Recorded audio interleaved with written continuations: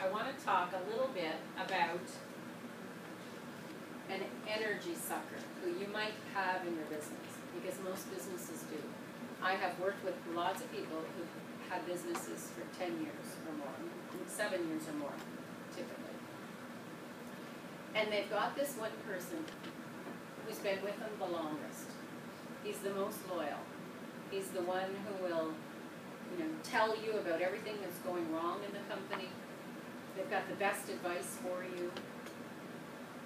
They don't see good in anybody because they see that everybody's trying to steal from you, the employer, so you just love this employee because he's so loyal, right? He's always got your back. He's always looking out for you. Well, I'll tell you, that person is cancerous in your company.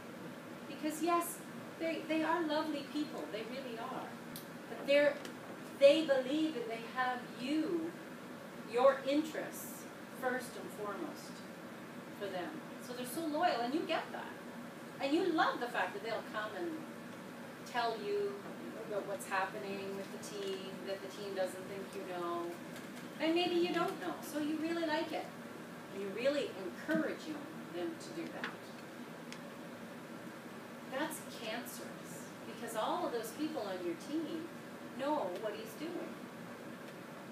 So they're hiding what they want to hide from you from him. And that person is spreading this cancer all throughout your company.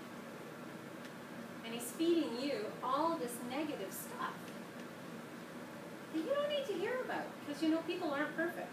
Your team isn't perfect either. In fact, we want to catch our people doing things well. We want to catch them, making a good decision. We want to catch them saving us money, getting us a job. We want to catch them doing all those things. But this really loyal person who loves you dearly and is the most faithful to you is catching them, costing you money, making mistakes, everything negative that you can think about. So if somebody has come to mind for you like that, then we need to talk about that person. And we need to apply all those 10 steps to that person. That person is small and wanting to stay small, and they're staying in their comfort zone, and they're trying to bring everybody back down into the comfort zone as your company grows. And they're doing it for your safety, for your protection. They're being your company's subconscious mind. Isn't that cool? Because they've been there for like 10 years. Or maybe 5 if you've got a young company, right? They've been there the longest. They're the most loyal. So I remember working with one of these people because my client mentioned his name numerous times and it wasn't very flattering. And I said, why is he still there? Well, because he's been with us the longest, he's the best at his trade, he's this, he's that. And I said, is he worth investing in? Well, yeah, I guess so, because I don't want to get rid of him because he's the best of everything. And so I worked with this guy one-on-one. And this guy turned around completely. But he needed to learn some of this stuff too. This guy thought that everything he was doing was with the best interests of my client. Uppermost.